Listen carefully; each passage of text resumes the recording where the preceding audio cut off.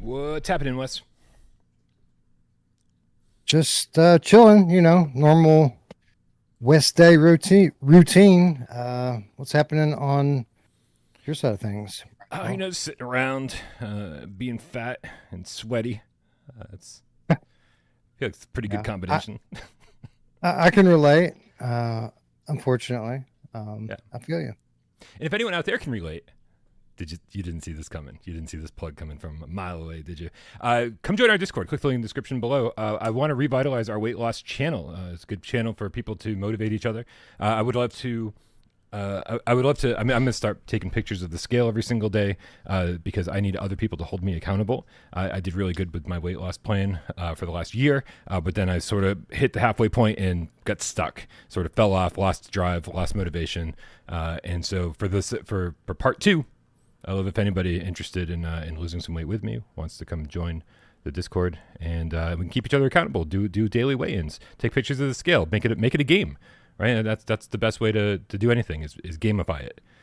So you're welcome to join me in that too, Wes. I'm not calling you fat. You look fantastic. Thank you for saying that, but that is only because I very carefully isolate and crop what you see of me, Brian. You and everyone else. I should have taken a But sip no, I of mean, coffee before that. I almost choked on it. you know who else? Never mind. That's good. But now's the time to do it, right? Like if it's not exactly difficult to work up a sweat these days. So I guess if you're going to kickstart your weight loss initiative, this would be a good time to do it, right? And I have lost a little bit of weight. I didn't mean to, but I've lost about 20 pounds or so over the last couple of months. And really, I haven't done anything other than kind of refine my diet a little bit. But I'm still very slothful, attached to this chair. I don't move around a lot. Yeah. But yeah. It's part of the job. Unfortunately, you would think covering VR games would be in VR and we'd be jumping around and swinging our arms crazy for hours on end. But as we've talked about before, Wes, so little of our job has anything to do with playing VR. Right. That's what you do when you can find time, but time is hard to find these days. The most valuable resource. All right, you guys, it's time to get the show started. Let's go. Go.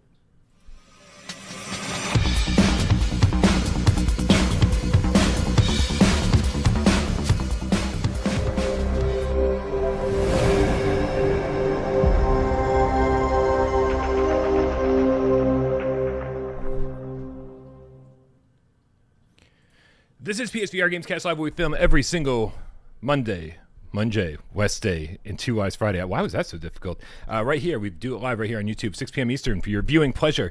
But we care so much about your oral pleasure. That's why we put this thing on podcast services of your choice. Guys, we need a lot more podcast listeners. Spotify's completely redone the way that they do things monetarily, and it means that I'm making $0 from the podcast. Not that I ever made much. I think I made like $200 all last year on the podcast. But now we're getting nothing. And the goals that they ask us to reach are so far from where we are that it's going to take years before I even start making $200 a year on it again. So I don't know. Long-term goals, am I right? My name's Bryan Pop, and right here without Parole. And the gentleman over here to my left, your right, is brother from another mother. Wes. I'm Wes. Oh, man. You wanted the boring intro? I can give you a boring intro. It's Wes Dillon from Virtual Strangers. It's just Wes. Just Wes. That's all you can say. Hey, everybody. It's just Wes. Yeah. Is that Half-Life Alex behind you? Is that you just trying to torture the PSVR2 base? Honestly, I don't know. Impact Reality's been on vacation this week, so I haven't had to take any meetings. So I honestly couldn't tell you what my background is. I haven't looked at it in a few days. Yep. Yeah. Half-Life Alex. City 17, they call it. He just likes to torture us. It's official. Somebody commented that, and now I can confirm. That's what he's doing. Dude, oh, hey, listen. I went to my... did you know I have a post office box, Wes? Yes, I think I did know that, actually. Isn't it? Well, I think it's in your description, right? It is. Yeah. It was. thank God it's in the description because I so frequently forget that I have one, but I have to go once a month. Because if I don't go once a month, then if your packages sit there for over a month, they just fucking ship them back to where they came from. So I just wanted to give a quick shout out because, and so if you ever send anything and you just expect me to know, don't expect me to know. Like, you've got to tell me that there's something there to convince me to go. Because I don't leave my house until about 1 a.m. That's the only time I leave my house. It's like when the fewest people are on the road, and it's when I can handle the heat because there's less of it. But I went... because somebody told me to go, and quick shout out to Jeff Cat in Tonic Gamecat. Here, let me go full screen on me. Sent me these very cool. Oh, my fingernail's dirty. It's all backwards and shit, but you can see he sent me 2 of these mythical coins, right? And I opened the package and I was like, what the fuck? My first thought was, was he the one person that caught the fact that I started watching Good Mythical Morning? And like, is this some kind of like memorabilia from the show? No, it's thank God he included a letter. They're sirens. The mythical creature is a siren. So now he's got some and I've got some. So now when I say sirens on my end. Oh, I get it. Yeah, Took me exactly. a minute. Took me a minute too. But then so I opened and was just confused and lost and was like, what the hell? And then it clicked and I was giggling at the post office. Everyone's like, what's wrong with that guy? And he was like, you don't even. Let's not start, because if I start, it might take a while to finish. Those are cool though. That's a cool looking little collectible. Any idea where they're what that's from? Where they're minting those? Where people can check them out? So the company at the on the bottom of the screen is APMEX, and it says investments. Oops, it's backwards. It says investments you can hold. Okay, so that's those are just 1 ounce silver coins. Okay, that's exactly what they are. Cool. 1 ounce silver coins. Yep. But very cool, and thank you very much for thinking of me. So random, dude. You know, people send me things that I need. Sometimes developers will send me press kits and shirts for games that I've never reviewed. It's adorable, right? But so infrequently does somebody think of like, oh, hey, there's an inside joke on the channel, and let's amplify that a little bit. I think that's really cool, man. Really cool.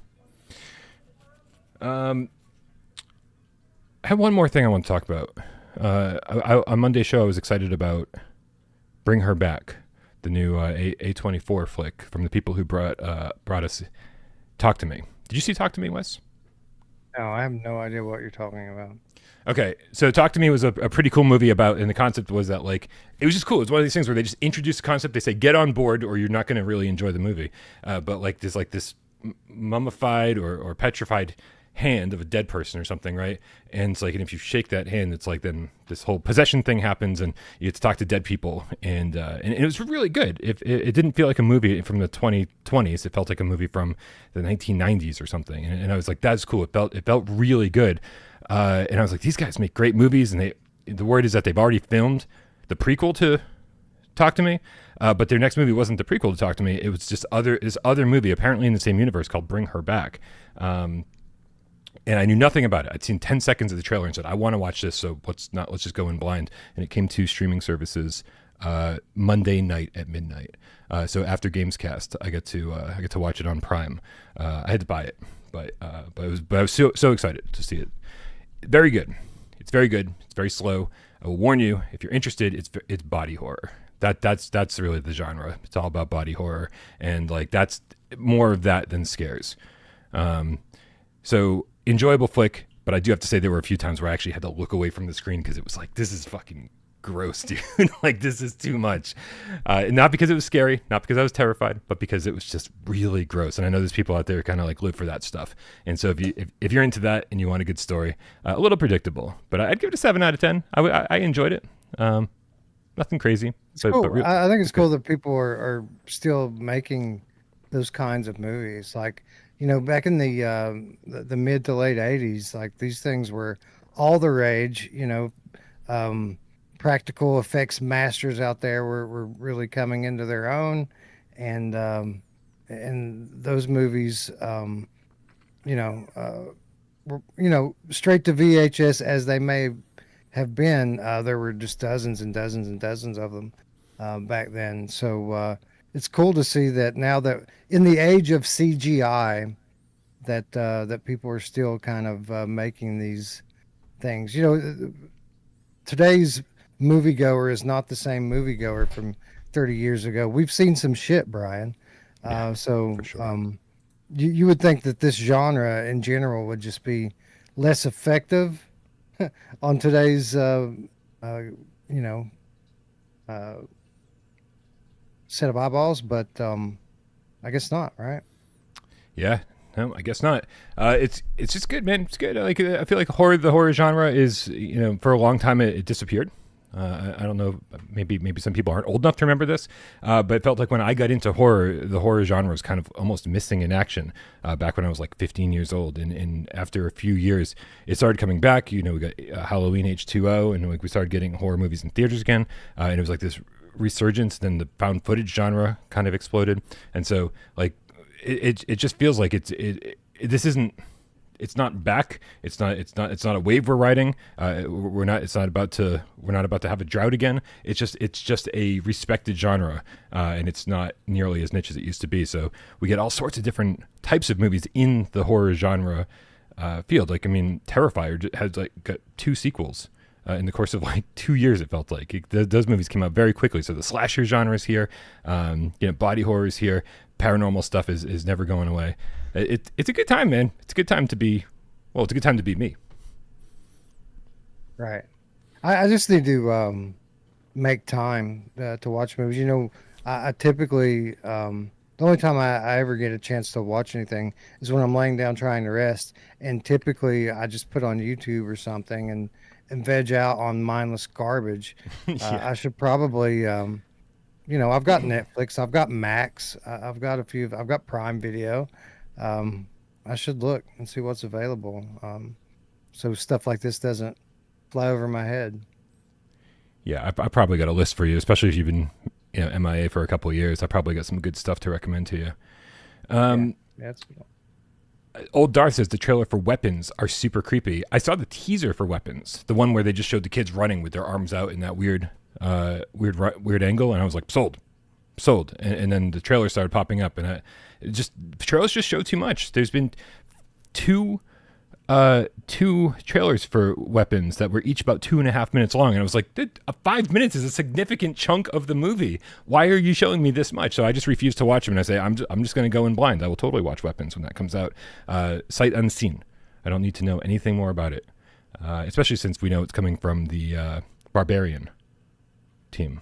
Barbarian was a pretty good movie. Yeah, I don't know about that, man. Again, I think the last time I was really watching horror movies, I watched like Mandy and Get Out. I really like Get Out. But man, it's been a while. It's been a while. Yeah. Popsicle's mad that Firmament's getting or that Cyan Worlds is getting good responses over on Twitter about Firmament. Wes, I'm guessing you haven't had a chance to play Firmament. Not on PlayStation. To be honest, I watched Monday's show and it didn't really inspire me to want to get in there and check it out again. Although, obviously I will, because we're gonna eventually end up talking about it on my channel. Right. But I mean, I had a feeling that this was how it's going to go. I played it on PC, and it chugged a little bit on my high spec PC. So I had a feeling that maybe the same might be or even amplified on PlayStation. And sure enough, that's turned out to be what apparently has happened here. And beyond that, like, the game itself isn't your typical Cyan Worlds puzzler. Like, the puzzles are very different in this game as compared to something like Riven or Myst, or even what was the other one? Starts with an O. Abduction. Abduction. Those games all have very cryptic puzzles that you have to kind of have a trained eye and take notes and find clues. Like you'll find a clue on one side of the map to solve the puzzle all the way over here. The puzzles are very different in Firmament. They're like physical puzzles and trying to find your way around obstructions and things like that, which again is fine if you're into that sort of thing. It's just very different. The world, the lore, that's all very much in line with the typical Cyan game, but the puzzles are not. The puzzles are very different in this game, and given the fact that the VR implementation isn't the best, and there's some jank, there wasn't a lot of room for them to kind of go downhill from the PC version. So if you're telling me that this is a bad port on top of everything that I just said, it doesn't really inspire me to want to get in it and spend very much time. But I will. Again, I will at some point. Yeah, well, good luck. I hope you're able to play it, because you just got to be in the peak mindset, and make sure that you're not hungry or that you're not over caffeinated or anything else. Because man, like if a game's going to make you sick, this one's probably going to make you sick within an hour or two, and so. Which is really unfortunate, because I felt like at the beginning I was like, man, this doesn't look or feel great. I was like, but I'm invested enough to want to get through the game, and within an hour, the game, like the technical problems beat me down enough to say, no, you're not invested. This just isn't going to happen for you, Bryan, which is a real shame. And I don't even know why I got a review key. I've seen other people trying to get review keys and they're not able to get them, saying that review keys won't be going out until the 30th or the 2nd or whatever. But they sent me one like a week ago, 10 days ago. And I was like, they shouldn't send one to anybody. And I've even messaged them with complaints and said, hey, this seems like an issue here. This seems like an issue here. No response. So I have no idea what the plan is in terms of fixing it. And it just, obviously they're dealing with like layoffs over there. So I don't know if there was some rush to get this out. But I am very curious how this passed certification, because lots of games don't pass certification for various reasons. This game didn't pass certification multiple times for, wrong UI labels, but it should have failed for the frame rate alone. Never mind the resolution. So it's a shame. Yeah, it is a shame. I had a little bit of hope for it because they mentioned something about having to rebuild it to bring it to consoles, and I had assumed that what they were doing was something similar to like what Hellsweeper had to do over the course of months, like literally rebuilding the game for Unity's URP. But in doing that, Hellsweeper was able to implement dynamic foveated rendering and all sorts of other optimizations and really, really improve the game. So when I heard that Cyan was doing something similar with Firmament to bring to consoles, I had a little bit of hope that not only would this port be really good, but like Hellsweeper, we would also see the PC version improve as well. But again, I guess that isn't the case here.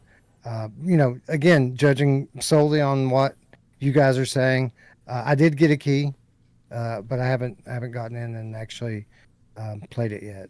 But yeah, unfortunate, because I do think that there's potential here, and I think that there are certain people that are going to enjoy this style of puzzle more than the typical cryptic, brainy puzzles that they usually employ. So. Yeah, hopefully they'll put some time into optimization and patching it up. But as long as we waited for this thing, it doesn't inspire much hope, right? Like they've already had years with it. So what are they realistically going to be able to do in the months ahead? I guess we'll see. Not to get too inside baseball, but these kind of things, the V-Rider launch being less than optimal, still a fun game, as AJ pointed out quite a bit on Monday's show, and then this being kind of a mess. Suddenly I started getting nervous, Wes. I said we had it so good for quite a few months, and it seemed like we were over all of these PSVR2 issues. Developers seemed to get their heads around things. They've been listening to the community, and most games were coming out without any issues, and we were having a great time. And then boom, we kind of get hit, and it's just like this nonstop like barrage of less than stellar launches, and that's putting it nicely. And so I started getting nervous, Wes, and I started reaching out to developers who have games coming to PSVR2. And I was like, hey, I don't normally do this. I'm not your support staff. I am not your QA team. I am not this isn't what I do. Like, all I do, you send me the game, I review it. That's been my tagline for years now. I don't need to get involved in like beta testing and all this nonsense, right? You should know what to do if you're making a game for a console. But now I'm like, you know what? I got to go on the offensive. I can't play defensive anymore. I am very nervous about some games that are coming up. And so I actually emailed Barry Mead from Fireproof Games, makers of The Room and the upcoming Ghost Town on PSVR2. And the reason I decided to email him specifically was because of all the positive press it's been getting on other platforms. Right, Ghost Town has just been like people are like, this is game of the year. Right, and it's like, oh, Arcanage might have something to say about that, but we'll see. And so I was really hoping, like how bad would it be if this game came to PSVR2 and it just suffered from all of the same problems that like Abduction had, or that anything else had, and I didn't want that to be the case. And so I'm starting to reach out to these developers and saying, listen, you get some time, right? This is what PSVR gamers are looking for. This is what you need to have this amazing PSVR2 launch. And so I'm starting to reach out to these people. I'm starting to do what I can from my end in order to make sure we don't deal with this anymore. It sucks that we have to do it, but at this point I feel like there's almost like a responsibility on my end that like if I don't say something, then it's like, well, then when we get what we get, we just need to go, well, they obviously weren't paying attention, and I didn't do anything to prevent it from happening. So And hopefully everyone out there, everyone has been so vocal over on Twitter and all sorts of different social media places, Facebook. So hopefully you guys continue to keep up the good fight and let these developers know what we need. Because otherwise it could smell, but it could also spell doom and gloom for their launch. Yeah, it's a difficult situation. The way Sony's back end is so different than Meta and Steam. Developers can't even bring beta testers in to a PlayStation game until they've passed QA, right? And at the point, most studios, when they get past QA, that they want to just launch, right? It's taken them so long and so much work just to get to this point. They feel like if they got through QA, they're good. Well, sometimes they're not, right? And so it's good that that you're getting out there and offering to help these studios, make sure that they don't launch a half-baked port. But with that said, I got to assume that most of these people that you're contacting, they're not able to send you access to the game, even if they wanted to, because you don't have a developer kit, which is what you would need. Yeah, sorry, I got a little distracted here. Real quick, we're gonna take a look over at the tips. We got Comic Book Guy with the level 1 membership says, "Hey everyone, hey Comic Book Guy, hope you're doing well. Thanks for being here. Thanks everyone for being here." Scott the PSVR Gamecat for life with the 10 quid says, "A should not this week," as in a should we or shouldn't we. This is a shouldn't we. "Do not break your femur and twist the same leg from your knee down to the foot 90 degrees to the right, just like I've gone and done by running for the bus at 47 years old." Holy shit. That's very specific. Broken femur. Ouch. Yeah. Whew. Wow. How long is that recovery supposed to be? I'm assuming. I guess you'd be bedridden for that, right? Or like I don't think you got to hop around on one foot. I don't even know how that works, honestly. Yeah, me either. But I'm sorry to hear that, Scott. Please take it easy and heal quickly. Hopefully. Yeah. Much love, buddy. Much love. Glad I got to meet you when you were still fully mobile. I shouldn't be laughing about that. That's not funny at all. What are we talking about? God damn it.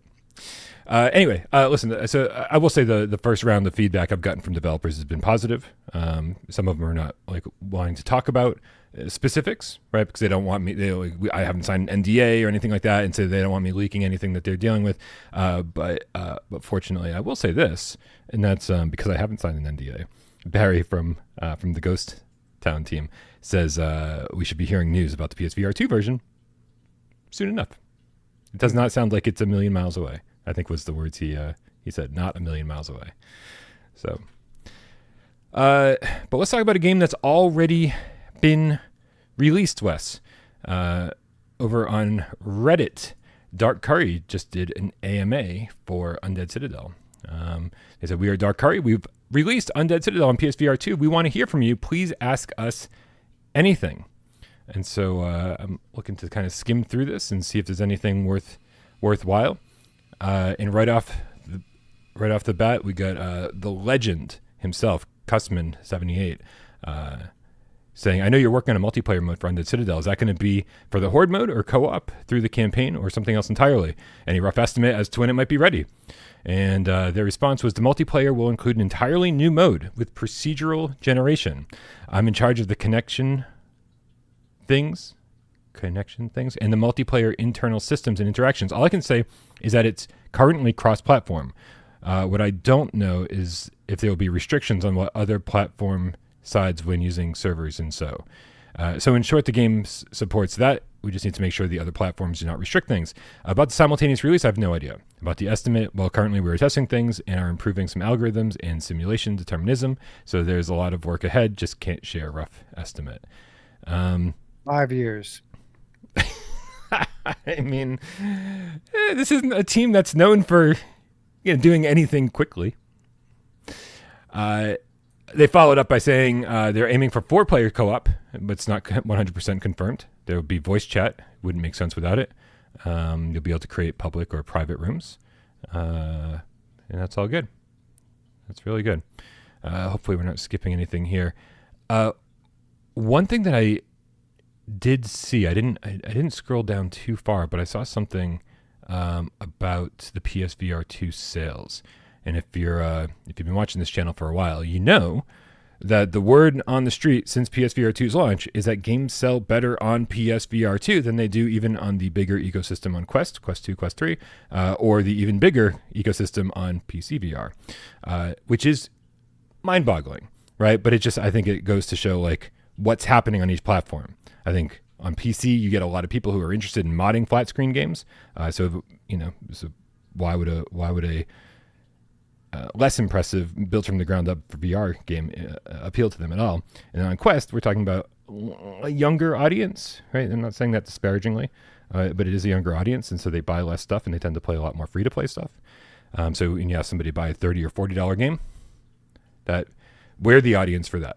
We are the audience for the bigger, more expensive games because that's what we're looking for, and our hardware is just fucking, again, more capable of it. Not saying that disparagingly against other platforms. They call those premium titles in the industry. That's what the industry lingo is for that these days. We have free to play, and then we have premium.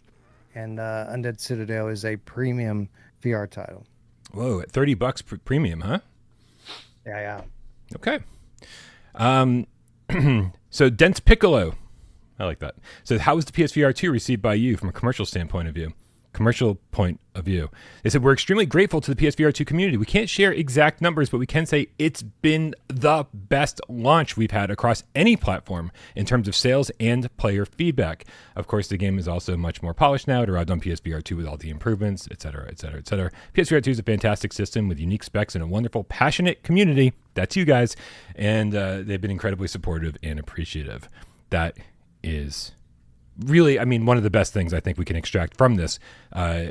It's easy to point out specific games that sell better on PSVR2. And so, we don't want to cherry pick our data. But when it's coming from the smallest team of like one person that makes Encircled and says, "Oh, I still haven't even played Encircled on PSVR2 or anywhere," They're saying, oh, it sold way better on PSVR2. And then you talk to who's the Tuner Max, who made Rainbow Reactor Fusion, right? And then they put it on sale, and they even put out a video. So if you didn't see Callie Max's video on how the Rainbow Reactor sales were, it didn't sell great across any platform, but it sold, I mean, just way better on PSVR2 than Quest or Steam. So the small studios are seeing it, and then you see it with the larger studios. It just keeps happening. So it's good news. I like it. Yeah, no, it's great. Always great to see these studios get rewarded for the time and effort that they put into bringing the titles over to the Sony platform. It's a big leap of faith when you're talking about these independent studios. Porting to PlayStation isn't a trivial investment for them. It takes a good amount of man hours and time and work to do so. So, and the conventional wisdom is that this is a smaller platform and that there isn't as much money to be made here. So it's always good to see someone kind of take that leap of faith, invest in the platform, and then eventually have it pay dividends. It's great. Hopefully we see more studios being vocal about this and letting everyone else know that, hey, there's money to be made over here. Right. Yeah, absolutely. And there's a couple comments here. I see one from JJ Bats 33. What's up? It says, I'm seeing if you'll try to add eye tracked dynamic foveated rendering on PS5 Pro mode or some kind. I play 60 reprojected to 120 with snap turn now. I really like it.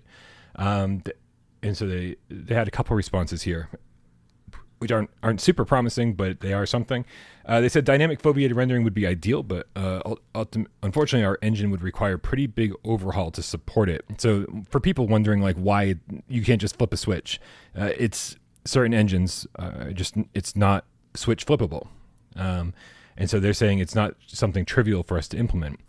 But I'm kind of riffing here before I even finish their response. If PSVR2 continues to be the lead platform where it's selling more and it's just the best version of the game and it's selling better here and there's more player engagement here, and they start seeing that the people who are playing it in multiplayer are all on PSVR2, these are the kind of things, these are the incentives that they need in order to say, hey, yeah, we'll definitely consider revamping our whole engine in order to make it happen. So they're saying it's not something trivial for us to implement, but if we could make it worth their while. They say, as for a PS5 Pro mode, that's something we're considering for a future update. We still need to explore the hardware limits and see how far we can push it, but it's definitely on the table. I think the hope there would be that it's the visuals from the reprojected mode running at 90 frames native. I think that would be the hope on that. Yeah, and not a big surprise here.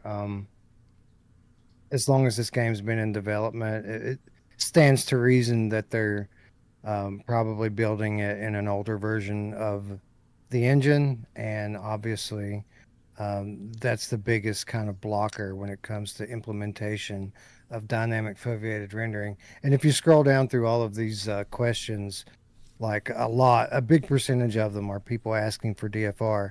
And repeatedly, they're just saying that. I mean, it would be one thing if this was just a bad port and it really needed that big visual boost that comes with it. But all indications are that this is a really solid, good port. So it doesn't make a lot of sense for them to kind of tear it all down and rebuild it to get a modest graphical bump. The hope would be, I think, that if they were doing like an Undead Citadel 2, this is something that now we've ingrained this in them, saying, okay, so the game, your next game that comes out in 2 years from now or whenever 17 years from now, we've already gotten this into their heads, and they'll be like, oh, listen, when we're building our new game, we got to make sure to use DFR for this one. But yeah, I didn't like the 90 frames native mode. The texture in the LOD was pretty rough. Made it feel really cheap. But the reprojected mode was pretty good. I do want to point out this one thing. So somebody asked, this is such a small deal, but for me it was irritating when I played through the game. Strange Cow 5881 said, any plan to remove the fade to black when entering houses? This is PSVR2, not Quest. I really expected better since it's more expensive than the Quest version. It's more expensive than the Quest version? I thought the Quest version was $30 as well. I thought they were 30 across the board. Anyway, they said the main reason for adding fades on entering houses is that interior scales are different. Houses are much larger on the inside than what you see from the outside. So the house interior is actually in another place on the map, which would require a teleport, and that's why we fade, not because of the performance itself. That's interesting. It wasn't even on my radar that the houses are bigger inside than they are on the outside. That seems like it's just a strange game design issue from the get-go. It's like, why not design your exteriors at the same time as your interiors? I don't know. They said, but if it helps, some of them are really big though. Like some of these, I mean, most of them aren't. Most of them are like a couple of rooms, but some of them are like, multi-level, big. Have a large layout. So, yeah, I kind of get what they're doing there with it. But yeah. Anyways, sorry. Go ahead. No, don't. Please interrupt me more. I am just ranting. They did say, but if it helps, the multiplayer mode won't have any fades at all. We're designing to be super smooth and seamless with no cuts or transitions. And that's awesome because that was when they first talked about the multiplayer mode, all I could think of was I wouldn't want to play this campaign multiplayer, right? Because mostly because of the fades. You go, I dealt with it in Zombie Army.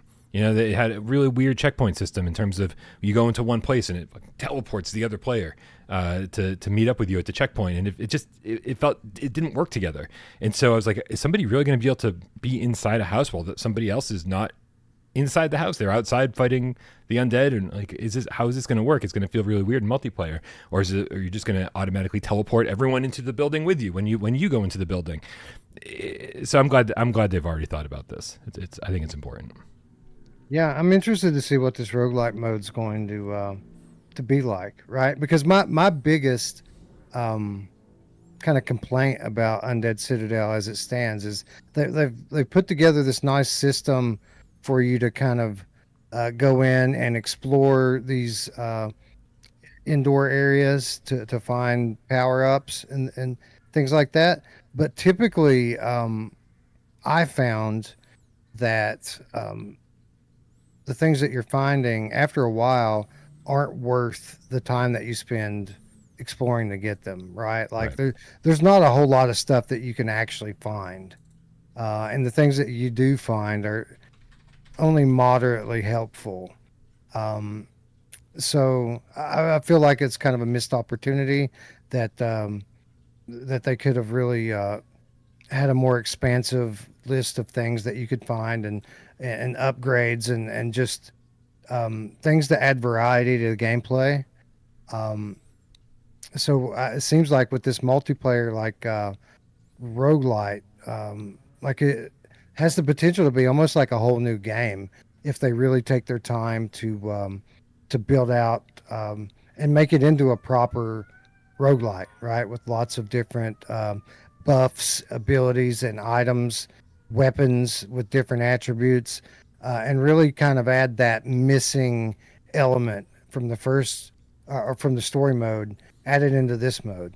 Again, maybe they don't. Maybe it's something that turns out to be rather simple, but any good roguelite that's actually good is because of the depth of progression. So I'm hoping that they really do this one right.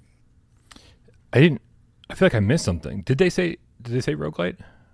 Because I know they said procedurally generated. I know that's usually a staple, but oh yeah, I guess they didn't say roguelite, did they? It would make sense though. Yeah. I guess I just kind of assumed that that their add-on for this game is going to be very similar to the add-on modes from other games of this genre. Those all turned out to be roguelite. Like Asgard's Wrath 2, for example, has a very deep roguelike mode that you can play in, and they could honestly probably sell that mode as a game in and of itself.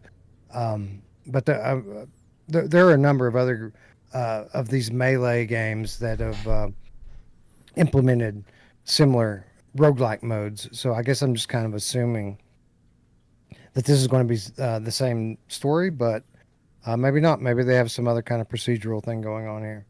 Yeah, I feel like a roguelite mode would be great for this game, right? Because it would deliver on something a little bit different than what you're getting in the campaign, and then and different than what you're getting in the horde mode.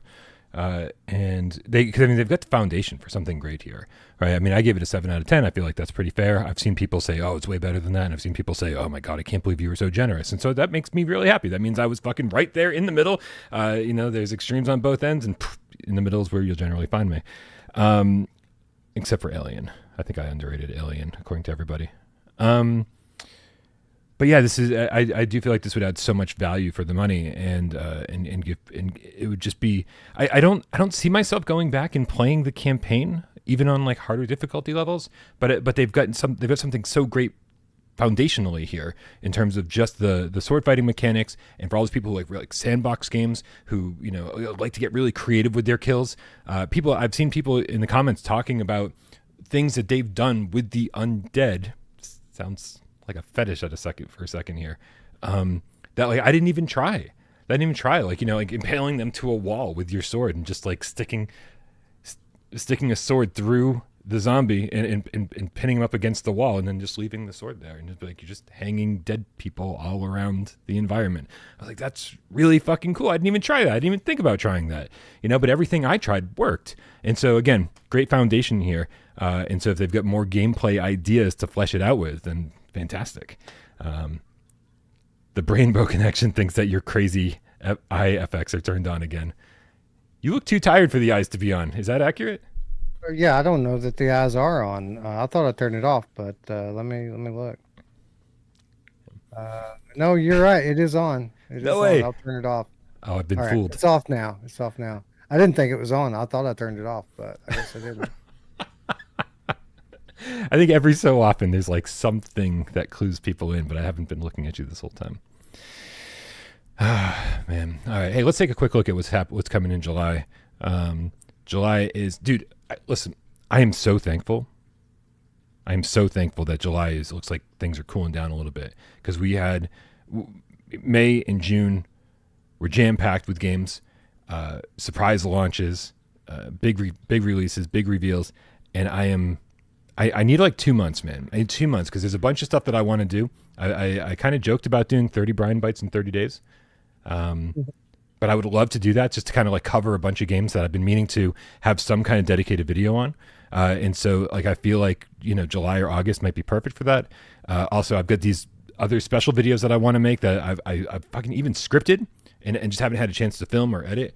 And just lots of ideas floating through my head, like things that, Wes, you probably feel this. Sometimes it's easy to get bogged down in like the things that you're expected to do. And so you kind of lose the passion for what you're doing overall. And so, I do feel like I've lost a little bit of the passion recently, but I'm passionate about these things that are just sitting on the back burner. And so if I can bring those forward and actually focus on those, and say, fuck reviews and fuck, PSVR this week for a couple weeks, and actually put out some things that I'm really proud of and really excited for, I think that would do wonders for my passion and without Parole and the whole, and everything that's going on. So, expect to see some of that, I think. So be patient over the summer. While we got this kind of lull, and you'll see what I mean by lull when we go through the games that are coming out. But it might be for the best. It's coming at just the right time. No, I definitely feel you and can identify with what you're talking about here, man. It seems like, 3 years ago, I was just constantly in this creative mind space where I was trying to come up with any kind of cool idea to do VR content that no one else is doing, right? Like put out content that you can't get it anywhere else. And I had all sorts of cool ideas, and every now and then one of those would come together in a really unique video or live stream experience. But these days, man, it just doesn't seem like there's any time to put any type of effort into doing things that are fun or different, but rather now it's just all about kind of hitting your marks where you're expected to, right? And just making sure that there's content ready when there needs to be. So yeah, I can totally understand where you're coming from. And like you, I was even thinking about this to myself a couple days ago. I would love to be able to get back to just kind of doing content that's fun and different. Yeah. Yeah. So frequently, like when we get a game for review and there's an embargo in place, it's just suddenly it's like I go into anxiety mode where it's like, oh, I've only got 3 more days to do this, and it's going to take me another day to finish it, and then I've got to script it and voice it, and then it's like a whole day of editing, and it's and then you got multiple games, and people don't have no idea how much work goes into like a 7-minute video. It's ludicrous, and it's not for you guys to understand. It does mean that I've got to kind of like do what I need to do to make that enjoyable again. And what's worse is, being in that mindset, 100% is going to affect your experience in any of these games, right? Like you're trying to quickly move to get a review done so that you can attempt to represent to the viewers out there what their experience is going to be when they play it.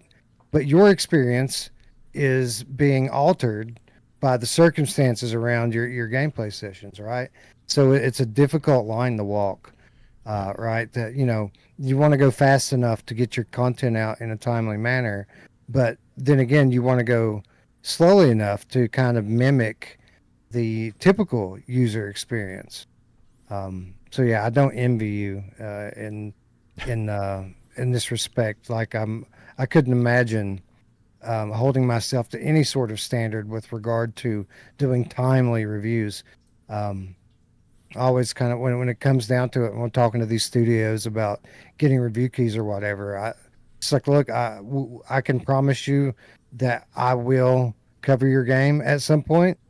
But I'm not going to put a time frame on it, and I'm not even really going to commit to doing any content, because if your game sucks, then I'm probably just not going to cover it because I'm not going to want to play it.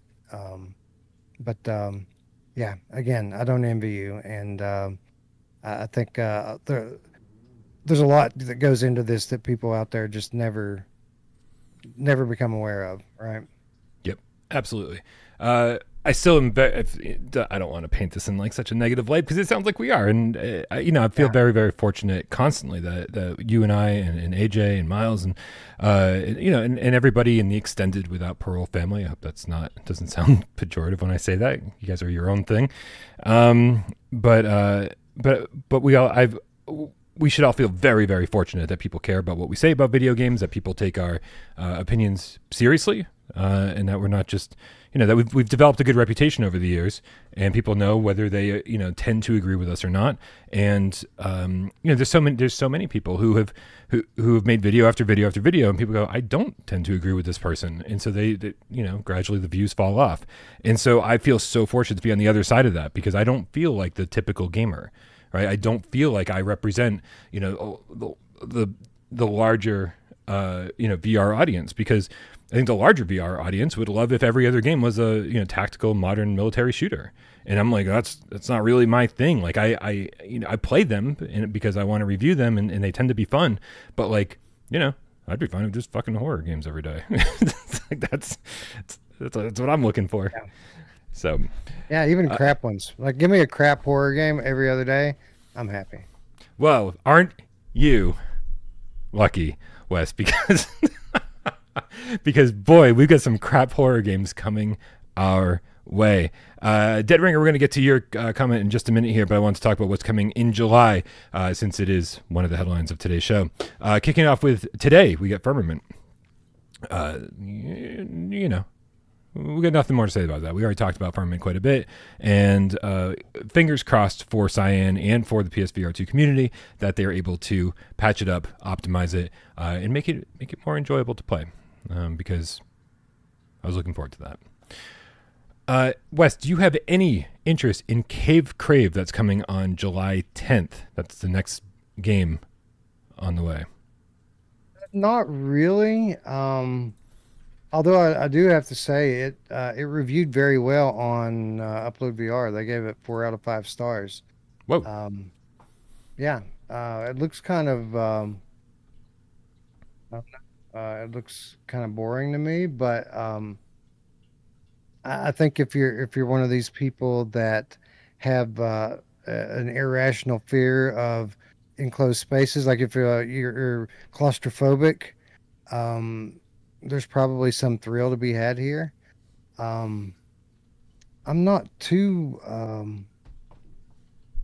knowledgeable about what this game is, but I think that it's literally just like a cave crawling sim, and I think maybe there's some spiders in here.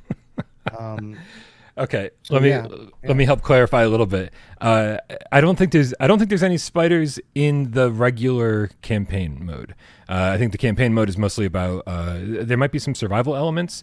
They even talked about like breathing in a specific way in order to get through very very tight spaces. So it's definitely capitalizing on your claustrophobia if you have that.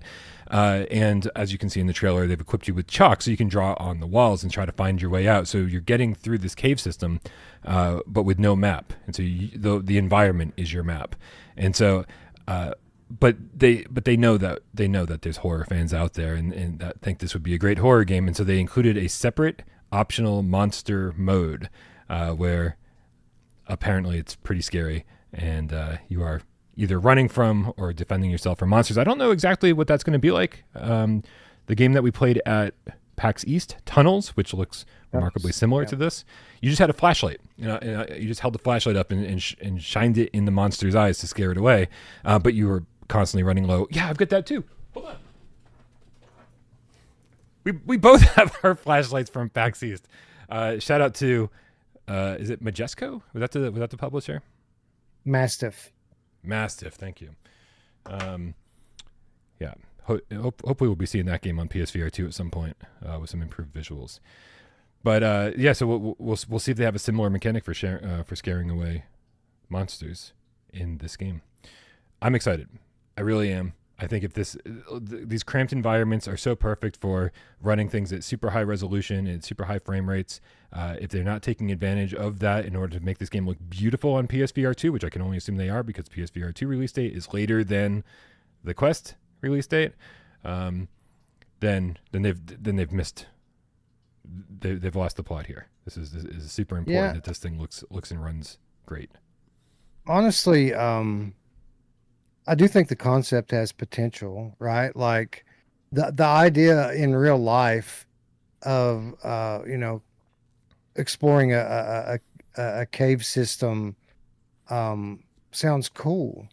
I think for something like this to be fun for me, it would have to be more than just the kind of claustrophobic squeezing through tight spaces aspects. But if these cave systems are really expansive and you frequently come into like larger openings that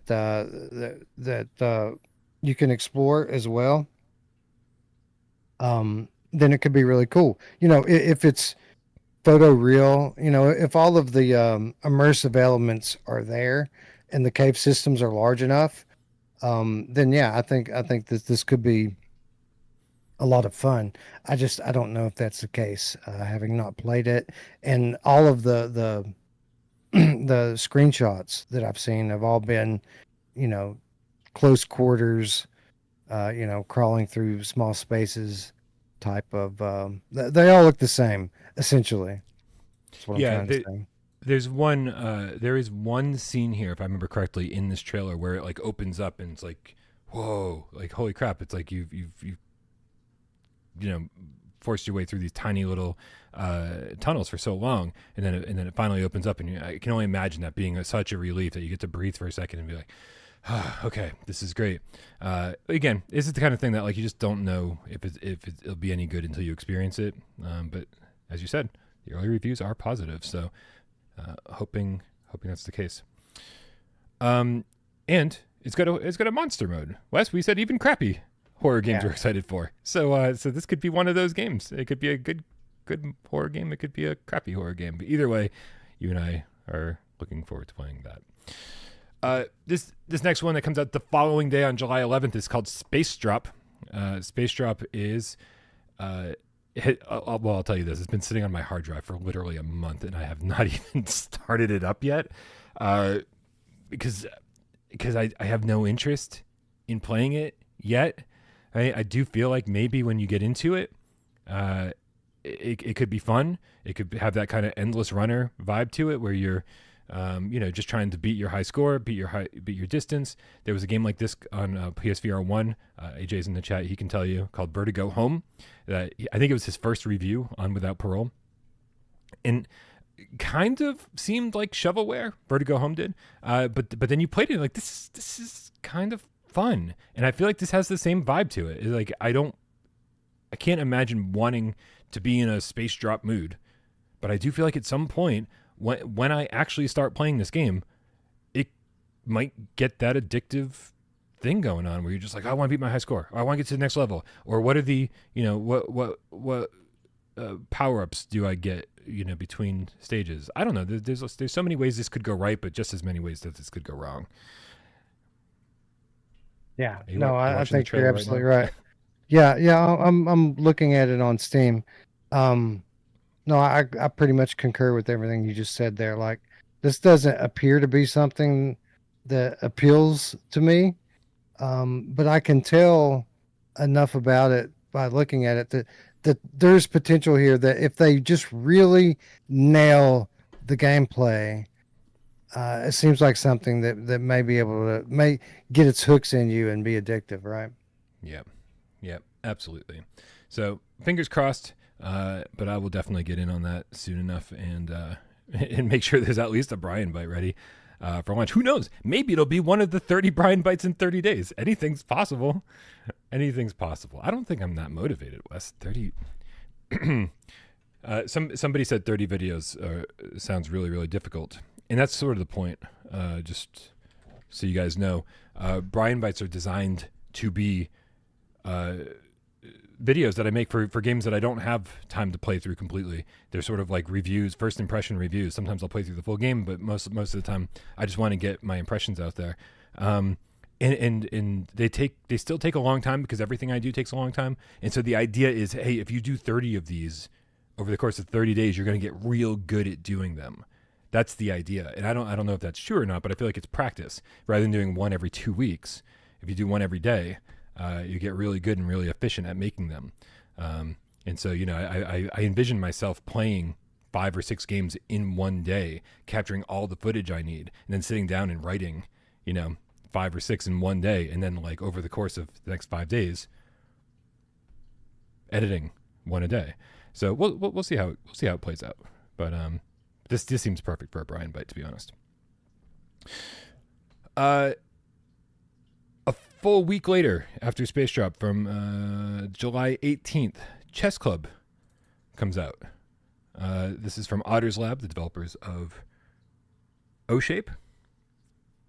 And it's a chess game. It's seemingly the same chess game that's already on Quest. I don't suppose you're familiar with this one, Wes, on other platforms? A little bit. I haven't played it, but I'm very aware of it. Was a little bit surprised because I could have swore that that they were ending support for this game on other platforms, and maybe I'm mistaken about that. I must be, right. Like, obviously, if they're expanding in the new platforms, then they're definitely going to continue to support it. So maybe I'm thinking about another chess game, but no, Chess Club I think is the most well-known chess game in VR right now. Although there are significant competitors popping up on other platforms. But no, I think Chess Club is kind of the known brand right now for VR chess. So if you're a chess aficionado, here you go. Probably the most well-known chess game coming soon to PlayStation VR 2. Choose from 4 breathtaking environments to play in VR, challenge your friends, face off against our AI, or compete against other chess enthusiasts worldwide. Let's hope that this has crossplay, and let's hope that they're not shutting down support on other platforms, because that seems like it'd be the worst possible time for them to do that. Also, there's like a battle chess mode for this. Anybody who remembers battle chess from back in the day, where the pieces actually animate and they walk around and they fight each other, and then sometimes I remember the deaths being really brutal sometimes. Like they'd chop off a leg and do like the whole Monty Python Black Knight thing. We'd be like hop around, like just a flesh wound. And it was really fun for 1990. And then you're like, wow, this is the slowest fucking game of chess I've ever played in my life. So I have a bad feeling that I would turn this mode on, check out the animations, and then literally never play this mode again. Just because I'm guessing serious chess players don't want to watch their players animate. Yeah, I don't know. To me, I always thought it was cool. It was. I want to see every animation, right? But once I've seen every animation, it's like, okay.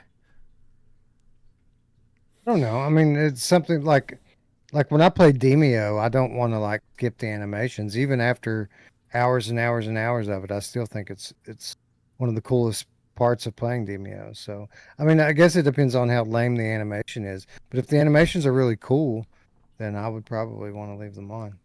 Nice. I mean, otherwise, why don't you just play like chess online, like on chess.com or something? Because it's not in VR, Wes. And VR makes everything better. Yeah, because of shit like animation. Okay, see, I've told you. I've said it before. I'll say it again.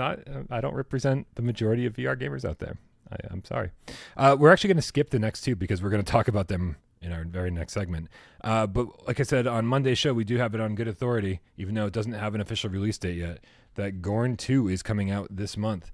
And it's getting great reviews on other platforms. It sounds like it's essentially made Gorn 1 irrelevant. It's just a bigger, better version of Gorn, which is shocking because it's not made by Free Lives. It's made by Cortopia this time around, which is cool, I guess. I just hope that they implement all the PSVR2 features that we need properly, because I think Gorn 1 still has mandatory blinders and click turning, if I remember correctly.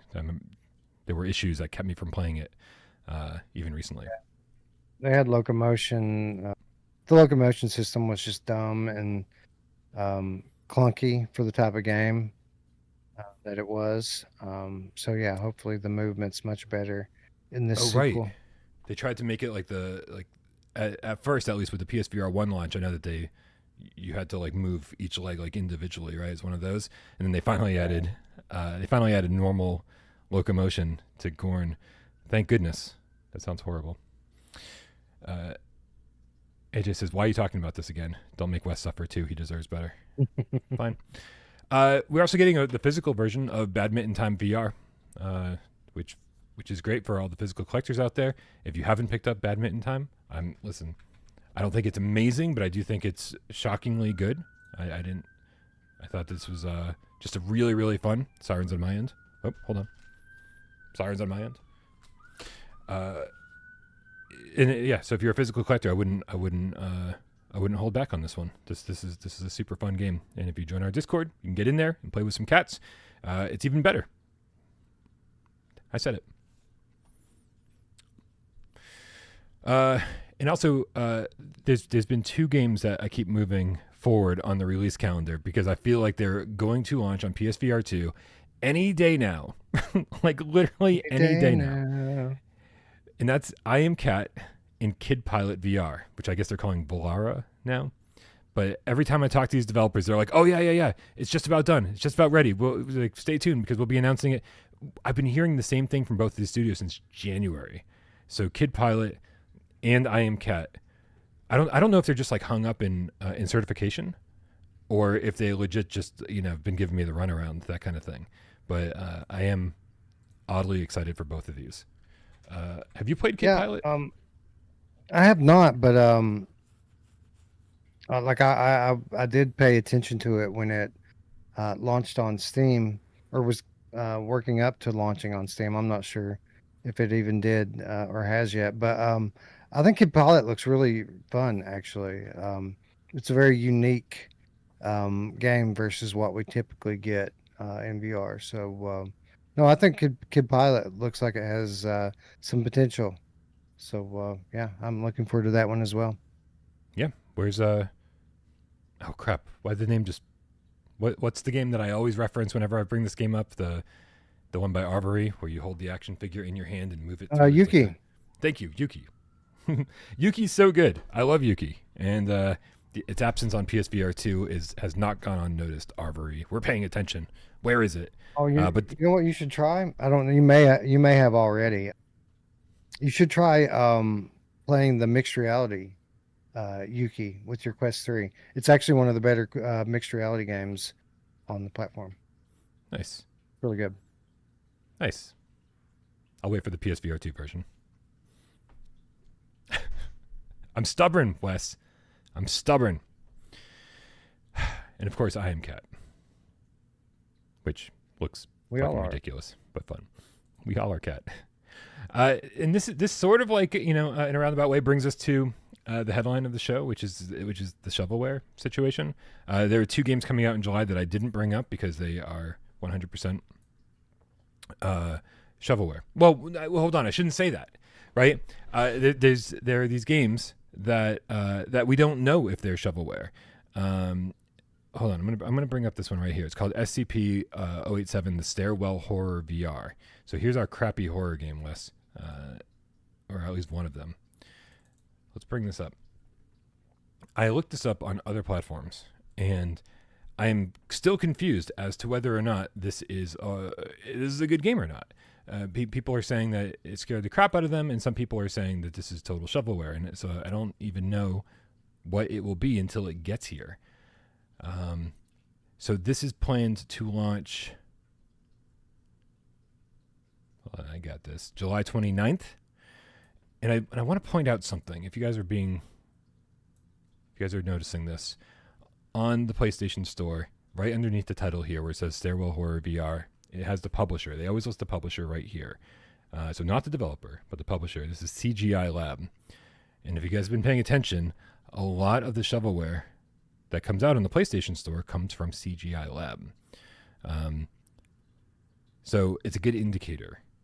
I don't want to be like, oh well, everything this publisher publishes is crap, right? Because especially if it's from a different developer, then it's like, well, we could be talking about something completely different here. There could be a diamond in the rough. There could be a hidden gem.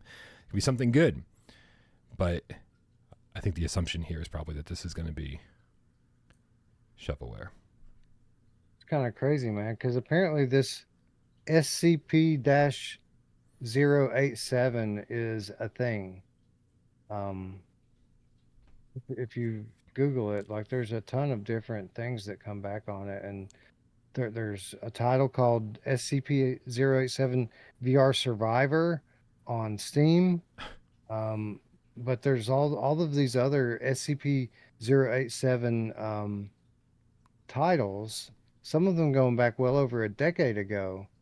The stairwell specifically, there's a post on SCP-087 The Stairwell. There's a Reddit post from 2012 calling this the most terrifying gaming experience that this person's ever had. And there's other posts on here that kind of are trying to explain the lore behind the stairs in SCP-087. So I don't know what this is, but this is apparently something. Like it's not just a standalone throwaway title, but this is actually tied to something that people have played before and has some sort of lore behind it online. Yeah, I mean, my instinct would be that this is like creepypasta or something. Like this is just games made based on some creepypasta story that was published over a decade ago. That's where This from Indie Database. The Stairwell is a little horror game which was originally made in 3 days back in 2012. It's mostly based on a story of SCP-087, the SCP Foundation, but I decided to add some variety to it. The game has a prologue and some interactive elements. if you play the game again after finishing it, some events will change. Ooh. Controls are basic. You can jump, crouch, and interact with switches. But yeah, very much indie horror going on here from a single person developer a long time ago. Well, which brings us to our next one, also from CGI Lab. Listen, we're distracted as like, can we not even cover these? No, we have to cover these because I'm trying to figure out whether this is an issue or not. Right? I'm trying to figure out whether this is fun and corny and silly, and as long as people are aware that it's shovelware, is it fine that they're on the store? Right? This is the bigger question that I've got for everybody. Is it fine that these are here as long as we're all on the same page and we know what we're getting into? Like what if they're $2, right? So they're probably launching at $20 a piece, like Truck Simulator VR American Driver did. But if it goes on sale, as I'm sure it's meant to, for crazy deep discounts like $1 or $2, right? That's when they're going to see a huge spike in sales. Is it okay that they're here on the store? Is it okay that they're here for a fucking crappy platinum to go for the people who are trophy hunters? Right? Or is this just disgusting and predatory? And should these games not exist on the store at all? Should Sony certification have something to do with keeping these from appearing at all? And I don't have a great answer, right? I'm more here to pose the question and hear what you guys have to say about it.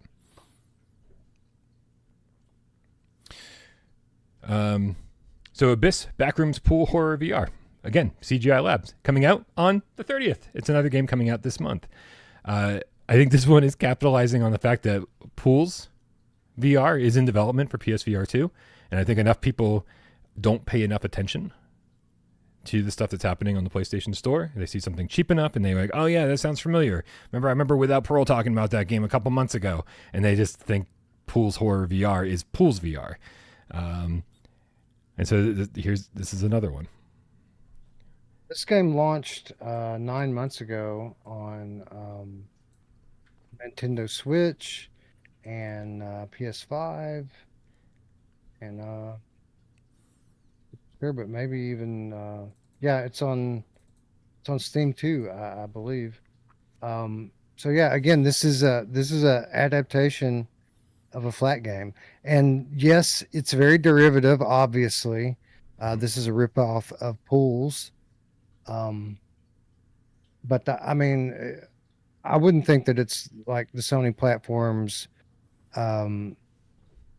like place to make sure that there's no copyright infringement here, right? Like, their job is to make sure that these games actually function and that they're not broken crap.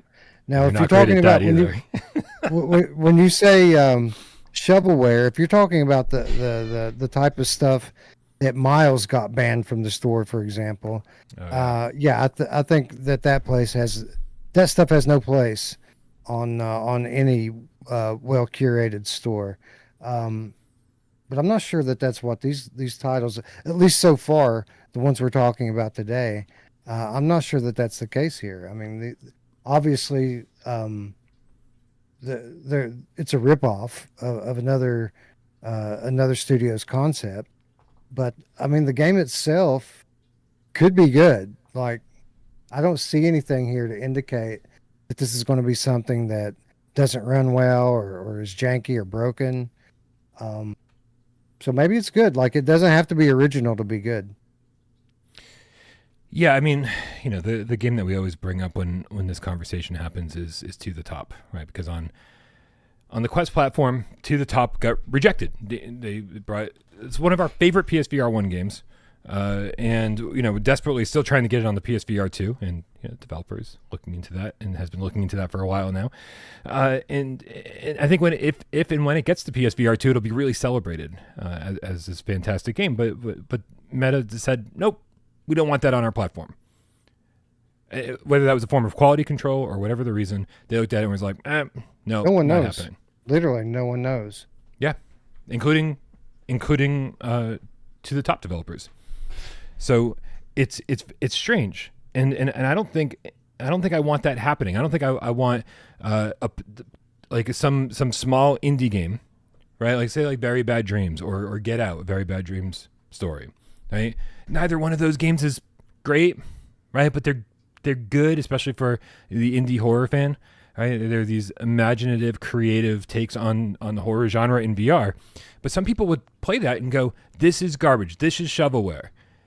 And if anybody at PlayStation is going to be the one saying that, then I'm like, I don't want this limitation to be here, because I'd rather have 50 pieces of shovelware get through, as long as it means that the one good one doesn't get blocked.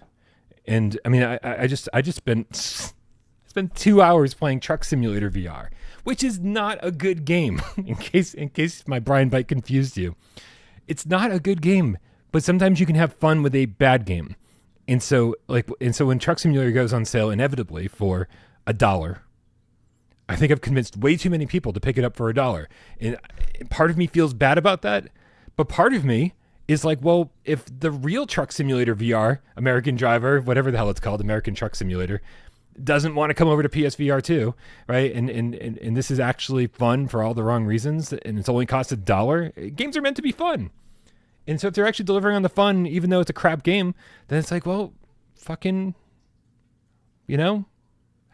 how bad is it? It's bad, I know. It's bad. I don't know. The problem with that truck game for me is, if it were perfect, I wouldn't want to play it. Like I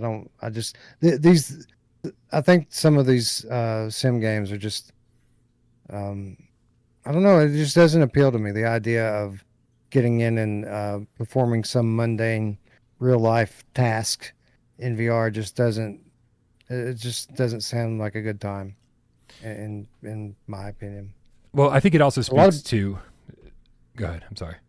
I was just going to say, but a lot of people are into that. Like, I know people love like Farming Simulator and Euro Truck Simulator 2024. There's a big audience for that sort of thing, which shocks me. But still, I mean, to each their own, right? For sure.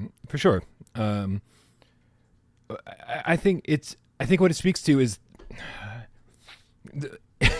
it's so painful when we see things like Grand Rush VR, Highway Car Traffic Racing Simulator, show up on the sales charts, high on the sales charts, or Flight Simulator Direct 25 VR, whatever the hell they decided to call it. These things sell really well, but it doesn't speak to the quality of the game. It speaks to what PSVR2 gamers are looking for, and there are a couple of genres that have left us completely unsatisfied. Right? There's not enough good driving games, not enough good racing games, not enough good flying games. There's some here and there, and we got some amazing ones, but we need more. And so these people are delivering things we just don't have. When I was playing Truck Simulator VR, it just felt like something we don't have in VR. Right? Sort of this. It feels open world when you're driving around and you're trying to get to your destination. You can go wherever you want to, and there's a lot of variety in the environments. It looks terrible, and the frame rate's awful, right? But it was still delivering something and still scratching an itch that just hasn't been delivered upon anywhere else on the platform. And so I think it's actually speaking to a larger problem that we have on PSVR2, and that's that we just need more games. And I think the answer is more hybrid games, right? Because these good versions of these things already exist on other platforms. So bring over American Truck Simulator, I think that's what it's called, and give it a hybrid mode. Pretty simple. Hold on a second. I think we got a couple more to get through here. We'll laugh at them, and then we'll move on. Speaking of Grand Rush VR Highway Traffic Car Racing Simulator, we got Highway Legends Traffic Speed Racer VR by, well, you guessed it, CGI Lab. CGI Lab, yeah. Yeah. Oh, and this one's coming next month. August, so we don't have long to wait. Maybe it's amazing. Oh, as I have reported for the previous two titles, I've went ahead and confirmed not only are all of these games published by CGI Lab, but they're all flat games that have already launched on Nintendo Switch and PlayStation platform. What it's worth. And probably considered shovelware on those respective platforms. Just guessing. Probably. All right. They don't look bad for what it's worth. Like there's some missing detail when I flip through like the screenshots for the flat version. But what's here actually, it doesn't look bad from the still photos. Yeah, and you know, I gotta say that even when I was watching my footage of Truck Simulator VR, I was like, oh, I mean, yeah, it's accurate, right? Even though it's reflecting the bad frame rate and the bad resolution, it's like, you know, it's a game and it's got good draw distance and there's all sorts of shit going on. It's like, yeah, it could, you know, yeah, I don't know. Listen, again, I think if these games were coming out for $2 or something like that, and not representing themselves as something more than they are, I think we'd be having a much different conversation. But for $20, it's so many good games come out for $20. Go buy fucking Ancient Dungeon for $20. Go buy Phasmophobia for $20. I mean, there's really good games on PSVR2 for $20. Ghost Signal's only $10. I think it's only $5 right now on the sale. What are you guys doing watching us? You should be playing Ghost Signal right now. It's crazy. It's crazy about Highway Legends. Yeah. This game actually has a ton of paid DLC. Oh my god. Available. Yeah. So it gets worse. Yes. Well, not a ton. I guess it looks like it has. There's 3 individual DLCs and then a pack that puts it all together. Oh boy. And then the final one that got announced today that really convinced me that we need to talk about these a little bit is skydiving parachute flight sim VR. This is also CGI Lab, as we already said. It's coming out next month. This is an August title, and out of all of these, I think this has the most potential. Because if all you're doing is jumping out of planes and trying to land on your target, I've seen a bunch of people in the chat already mention Pilot Wings VR. Yep, that's what I'm kind of hoping for. I know it's not going to be of that quality or of that caliber. It's probably going to be blurry and horrible to control. But I mean, but that's what I want. And that's, again, what these things are doing that other developers aren't doing. Like they say, hey, there's a need for this stuff. And so we can, even though they're doing it in the worst way possible, they're delivering on needs that we have and then scamming us out of our money. So what we need is developers who make good games to recognize the same need, especially by looking at the sales of some of these games, and then bringing their quality games over to PSVR2 and say, hey, no, we're the real version. We made a really good game, and it feels really good to play. You know, so this is, you know, so as much as I'm condemning CGI Lab for what they're doing, this is a call to action for developers who make good games in these genres that are sorely missing on PSVR2. Get your games over. Where's Rush VR? Yes. Nice. That's what I'm sitting here thinking the whole time is Rush is awesome. Like, not only would I like to see the Rush be ported into PlayStation VR2, which, by the way, I don't think is, you know, that far-fetched. We're getting ports from that studio already, so it would stand to reason that after we get Into Black, that maybe Rush might be the next one that we get.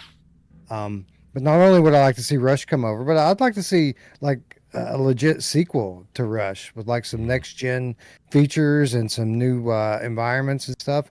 Like, I think that's a concept, multiplayer wingsuit game.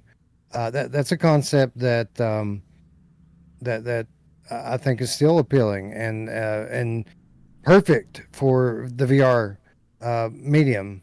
So yeah, where is Rush? We need it. Like, Rush to the top. Like, these are classic titles, VR staples that I feel like every emerging VR platform should have a version of these games. Yep, 100%. Rush is so good, and like you said, the Binary Mills brought us the Gun Club VR already to PSVR 2. Fantastic port. like amazing port. And I was like, huh, interesting. I mean, Gun Club's not doing a ton of stuff, visually. Usually some small environments and cardboard cutouts for enemies and whatever. So I was like, I wasn't surprised that it looked and felt so good.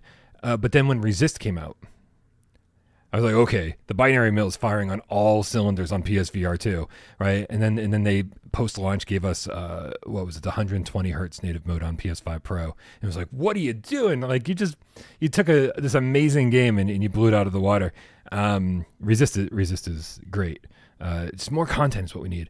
And yeah, I 100% agree. It gives me complete faith that they'd be able to bring us a good version, if not a great version of Rush. And then if that helped fund a full-fledged sequel that we would all love, sign me up, man.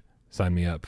But yeah, just for now, get the ports done and get those older games on our platform, because yeah, if you guys haven't played Rush and if you have a PSVR 1 sitting around, I don't know. I'd say maybe, I don't know, maybe pick it up, but also maybe wait and see if they port it.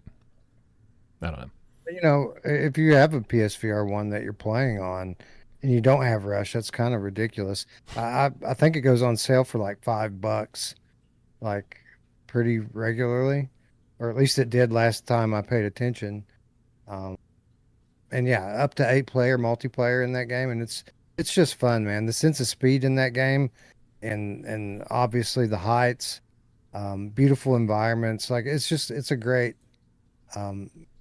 concept for a VR game. Yep, absolutely. All right, man. Well, that's the shovelware up for the next month or so. So we got some interesting things to look forward to. Definitely some great opportunities for Bryan bites, and with any luck, one or two of these might surprise us. Crappy horror. You might be surprised. That's probably gonna be crap. We've been holding off on some of these tips, so let's get back into it. We got Deadringer the Gamecat. What's up? Bryan with the level 1 membership says, hey guys, seems like a great month for a top 25. Yeah, I wish my co-host would respond to me when I say, hey guys, let's do a top 25 this month. Yeah, let's do a top 25 next week. Did I say next week? Yeah. Is it next week? That's what the message in the DM thing said. Yeah. Oh, I thought I was giving us 2 weeks to prepare, but I guess not. Well, maybe you did when you originally. It's next week from now, but I think the message was a couple days ago. yeah. AJ's still the only one to respond. This is good stuff. Hold on, I'm taking a look. Anyway, yeah. So that's what I'm trying to get together. I thought I was gonna say Kill Artist. It's Deadringer. Sorry. That's what I'm trying to get together, because again, during a slower time where there's not a ton of big games coming out, it's the perfect time to go back and play some of these games that we haven't had a chance to play for a top 25 debate. It's the perfect time to get a video out that's not going to be immediately irrelevant because a new game came out the following day or the following week or the following month even. I think we've got a little bit of a respite here from the big titles. And so I 100% would love to get a top 25 debate and video done this month. Scott the PSVR Gamecat for life. It says top 100 when? Listen, I know you can't move right now and you're stuck watching YouTube, but don't make that my problem. He's like, please make a 10-hour video about PSVR2 games while I'm stuck on the couch. Patience. A top 100 would be great. But we're doing our best, Deadringer. We'll try to get everybody together. I know that I make fun, and I'm giving Wes a hard time right now, but Miles and Wes, these guys work so hard at Impact and Flats VR that I try to be as patient as possible, because I know that they're working around the clock, and this should always be not even secondary for them. They've got families and personal lives and other things that I'm sure they're neglecting in order to get their jobs at Impact. And quality standards too, right? Like obviously Miles and I, or Bryan or AJ, we're not going to want to walk into something like that and not be prepared for it, right? Like there's a lot of games that have come out since the last time we've done one of these, and if we're gonna do a top 25, we need to play those games and have a good grasp on the subject matter, and we will. Yeah. I don't want to go in without playing at least like 5 more hours of Tabor, another 5-10 hours of Hitman. Like there's really good stuff, and for it to be able to figure out where that belongs, I think that's stuff you almost automatically say, oh, it's in the top 10 or top 15 somewhere, like really high up there, but where, right? And it's that deeper knowledge of playing those games for a longer period of time, understanding the deeper mechanics and what brings people back to it, that starts influencing where on the top 10 they fall. Right? It's not good enough to just have it roughly in the right place. We want to do our best to get it exactly in the right place. The Brainbow Connection with the Canadian 10 says, the Running Man movie soon. Really? Is there a Running Man movie coming soon? How cool would a VR game based on this be? Open sandbox like Hitman, but all NPCs are trying to kill you as you frantically run your way to the finish. I'd play that. Huh. I think I'd play that too. That's cool enough. Wes, The Running Man's an old movie, right? This is, I'm assuming, a remake of? Yeah, I would assume so. I think the original Running Man came out in, I want to say, maybe older. You cut out when you guessed what year. Yeah, no, I think it was in the 80s that the original Running Man came out. Yeah, 87. And, it was a novel by Stephen King originally. And it looks like, there's one coming in 2025. Huh. All right. Listen, this is a complete, this is a blind spot for me completely. So I apologize, Brainbow Connection. But I don't know, your description of how great of a VR game it would make sounds fantastic. Let's get it done. And again, just another example of the lack of creativity by people in 2025. Anything that's good is just a remake. Video games, movies, TV shows. Yeah. I'm still waiting for the Neverending Story remake, Wes. Like I'm real. Just keep them coming. Keep them coming until we get Neverending Story 2025. Hey. How do you improve upon that though? It's so good. I guess you make RTAC CGI. It'd be really sad. Be really sad. I guarantee I would hate it, and it would be a horrible remake. It is my favorite. If I don't know if anybody's, most people probably know this by now, but Neverending Story is my favorite movie of all time. When I was a kid, I loved it. And do you think the 2025 moviegoer would cry when the horse dies? Spoilers. Spoiler alert. Yeah. Right. No, because no one. I mean, I don't even remember the name of the kid who played Atreyu, but man, like, good actor. And he was breaking down. I feel like they told him that, the horse is really gonna die. Like, that's the only way you get that kind of emotional response out of a kid. It was oh my god, it's so painful to watch still to this day. Yeah. So good. So good. There's no, by the way, if you watch Neverending Story now with like a critical eye, there's no story to the movie. Like, it's just some dude wandering around encountering different monsters and talking to them. That's like the whole movie. It's really lacking in the story department, but it's still so good as an experience. And Sebastian up in the attic of his school, reading the book, and that dichotomy kind of keeps the whole thing moving. But yeah, man. It's kind of crazy too. It's such a dark movie.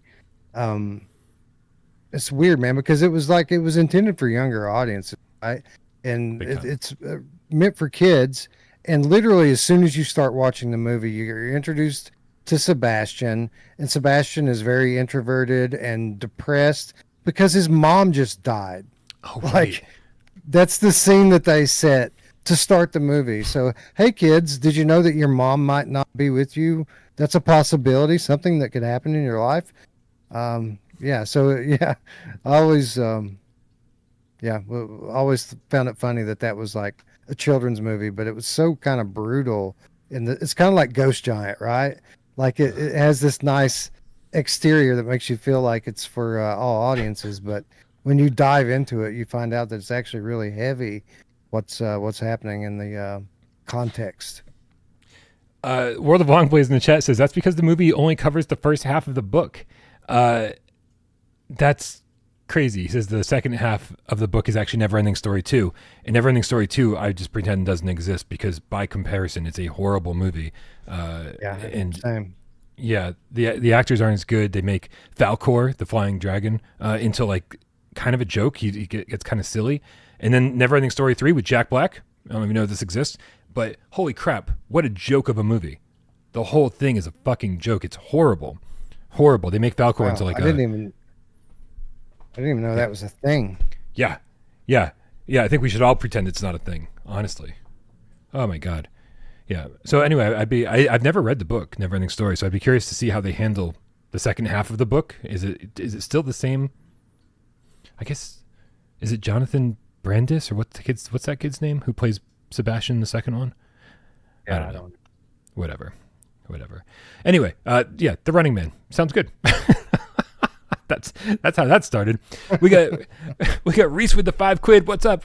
He says, if we had a free user creation type game on PSVR2, Rec Room, or Roblox, then most of the shovelware probably wouldn't exist. I'm glad you brought this up, Reese, because it actually crossed my mind while we were talking about it. How unnecessary, not unnecessary, but like how pointless and redundant it would be if Dreams still existed on PlayStation 5 and PSVR2, because there were so many user created dreams, horror games, whatever you want to say. There's so many there's stuff in all different genres that are so much better than all of this stuff, so much better. And I think Dreams is one of the most underappreciated apps that we ever got on any PlayStation platform ever. I think Sony didn't know what they had when they had it, and the fact that they killed it before it even had a chance to really like spread its wings and fly, I think is a joke. Is a joke, and just one of the prime examples of how Sony screwed up this past generation so badly. Dreams, 10 out of 10. Awesome creation tools, awesome creations. It should be on everybody's PlayStation 5 right now, and everybody should be using it daily on PSVR 2. But unfortunately, you can't do that. Not on PSVR 2, but on PlayStation 5 you can. That's so weird too, man, because that last year that Dreams was up, that they were talking about so many different things. They were talking about bringing it to PC and making it so that creators could monetize their games that they develop in Dreams. And the only thing that ever held Dreams back was PS4. So when PS5 came along, it was like, no brainer, right? Like finally Dreams is going to be able to fulfill its potential. Finally, Sony's going to see something for all of the investment that they put in to developing Dreams. And instead of giving it the little bit more that it needs to be what it was meant to be, they just pulled the plug at the last minute and killed something that was already magnificent, but was really still yet to fulfill its potential. It's a sad story and a sad state of things, honestly. Yeah, absolutely. Sony used to be. Listen, it always feels weird when I say this because I know they're a multi-billion-dollar corporation, but it did seem like there was a time where PlayStation wasn't so focused on money, right? And that's dumb. Because obviously they are focused on money. They're always going to be focused on money. But I felt like they found a way to make all of these smaller projects or interesting projects happen. And if they had to take a little bit of a loss on some of these things in order to make them happen, they were okay with it because it was more about keeping their players happy and making sure they stayed on that platform and got interesting titles. And sometimes it's okay to take a loss when it means keeping your customers happy and keeping them in the ecosystem that they fell in love with. And I feel like that's what they were doing throughout the course of like the second half of the PS3 generation and a lot of the PS4 generation. That's why I think VR was here, and I think that's why PSVR2 became a thing.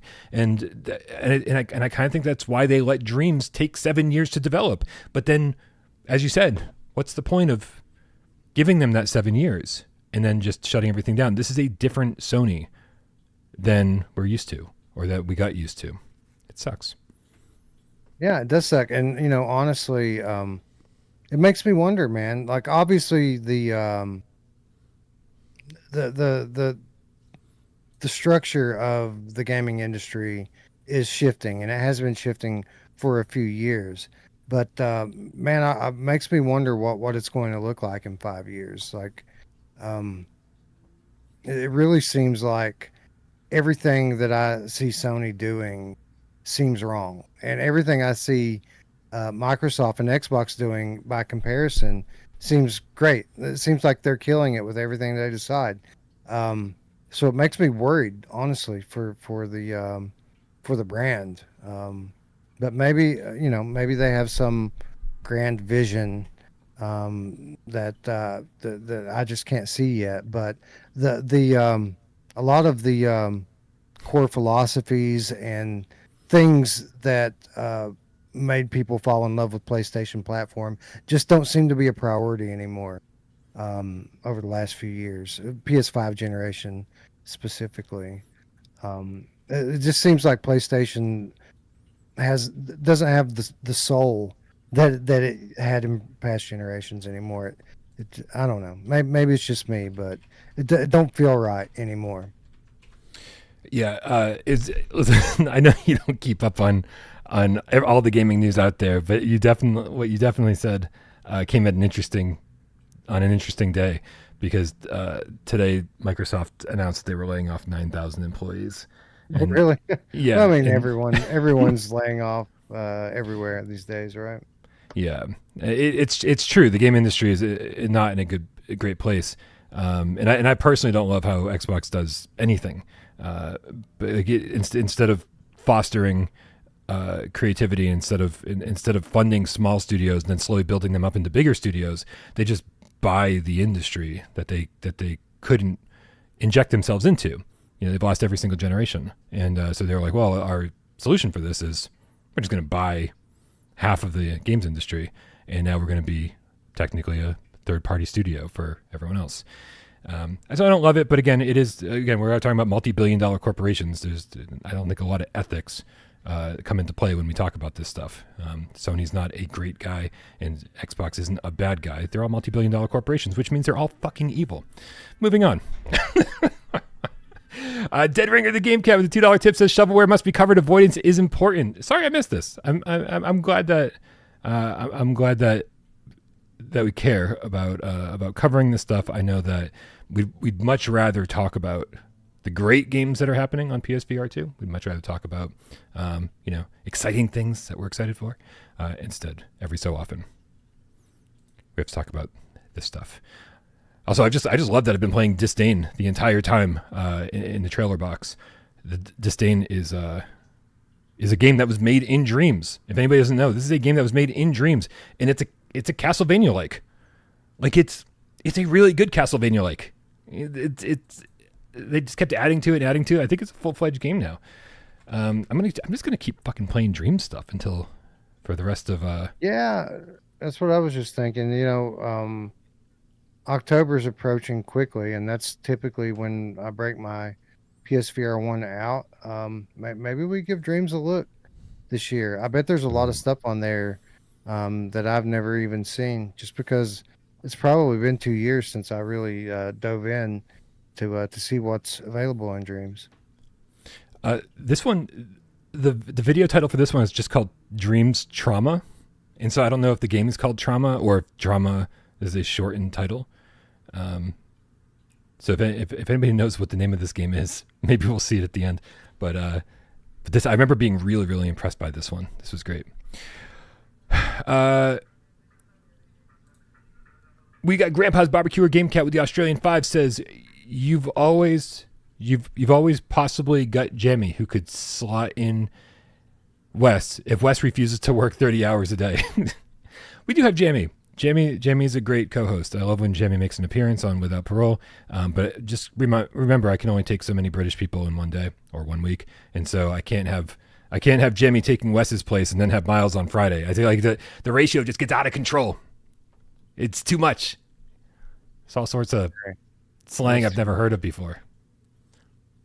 Miles alone is almost too much. What do you mean almost? Miles alone is too much. There, I said it. No, yeah, listen, I'm super, super happy. In fact, Miles is still on vacation, and so we got a special guest showing up this Friday, and it's not Jamie. Any guesses, Wes? Idea. No? Nothing? I mean, I could make some guesses, but... You get one guess. I'll give you one guess. If you get it right, I'll tell you. Give me a clue. Is it a viewer slash community member, or is it B, a game developer? Wait, those are my only two options. It's C. It's another content creator. Another content creator. Okay. Yeah. I don't know. I don't have any clue. All right. Well, fucking spoilers. It's Reese from Games with T / Cross Button. So, yep. I was just on Cross Button podcast. We did a 2-parter because I wouldn't shut up, and we talked for like 3.5 hours, and it was really good. He's a nice guy, and sometimes that's what I need in order to to find out how nice these people are and to be brought into their channel and be like, oh, you're a cool dude. I like hanging out with you. Let's get you on Gamescast. Sometimes I need a push in that direction. I don't know. I live in my own little bubble, and it's a nice little bubble. Wes, you're in here. AJ's in here. Miles is in here. Jamie's in here. Is that it? That's it. It's most of it. Yeah. It's a nice bubble. Comic book guy with the 5 quiz says, any plans to do any more play along live streams like Phasmophobia or Walkabout Mini Golf? And P.S. I think they both have platinum trophies. I'd definitely be down. I was thinking about Phasmophobia recently because didn't it just get like a big update? Yeah, the Chronicle update. So it's got a sound recorder device now. It's got it's got like CCTV stuff. They added quite a bit to it. So I really want to get back in there. In fact, does anybody want to get into Phasmo tonight? Because I do. Make sure you're on our Discord, and we'll see who's around and who's going to play. I just can't play with Nick. Nick knows too much. We walk into the house, and 2 seconds later, he's like, "Phantom," and we're like, "Okay, let's mark it down. Let's get out of here." I'm like, "How do you know so much? You know everything." We had to drag him into Phasmo, and he ended up being the biggest Phasmo fan there was. Yeah, obviously he plays too much. If he can nail it that quickly and easily, he's obviously seeing patterns that we're not able to see yet. Yeah, it's really cool to be able to go in and like spot a ghost with no evidence, but like, wow, that is, my brain doesn't work that way. I don't have a good memory like that. So he said any more play along live streams like Phasmo or Walkabout. What is this? Do you know exactly what he's talking about specifically? Like play along in terms of with community members or with each other? Yeah, I'm not sure what he's talking about. Yeah, I don't, dude. I don't know what it is. Doing live streams, doing it's for whatever reason it's become really difficult for me to do live streams, like gameplay live streams. I currently don't have the ability to hear comments in the headset, or there's so much that goes into it. And so when I tried to build a new setup, I completely fucking biffed it. I fucked it up is what I did. But I would like to get back to that at some point. Dead Ringer, the Gamecat with the $2 says, it's Little Ringer's birthday. You skipped my last tip. Thanks for letting me know. I went back and hopefully got your last tip. And shout out to Little Ringer. Happy birthday, dude. Happy birthday, Little Ringer. Wes, I think it's time to do a little 4-minute challenge. What do you think? I think that it is exactly that time. You're right. Perfect. Also, yeah, we kind of glossed over this, but whoever was saying, luckily we got Jamie and people to take your place if you ever need some time off. That's always been the case. Behind the scenes, I'm always telling these guys, if you need a day off, if you need a week off, if you need a month off, like definitely I'll look around and find replacements. You guys can switch days, do whatever you need to do.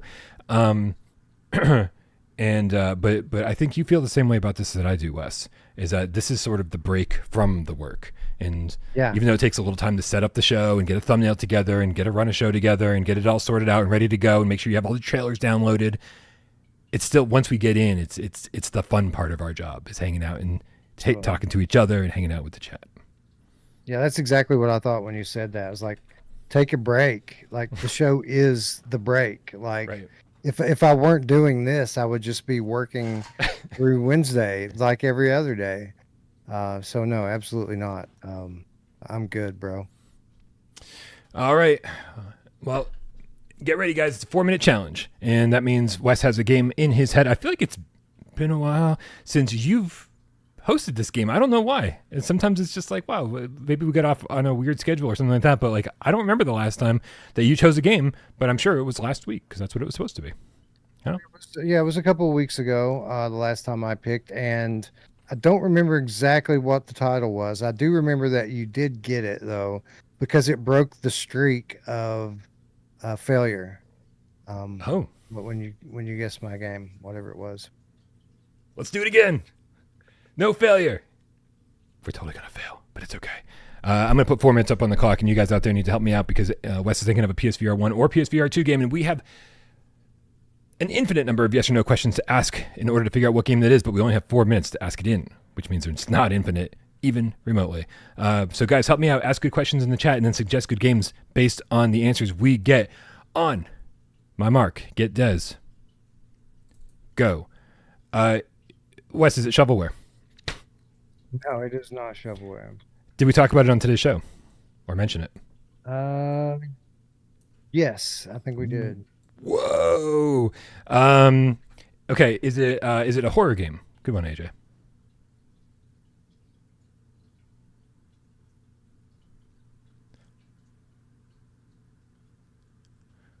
Are you running down the clock? What is happening right now? It said no. Oh, dude, it didn't come across. I'm sorry. It looked like you were thinking. Not a horror game. Okay. Does it have full locomotion? I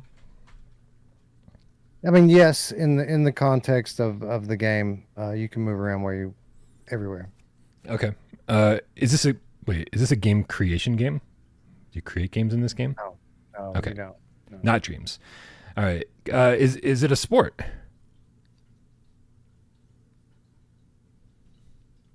In a sense, yeah.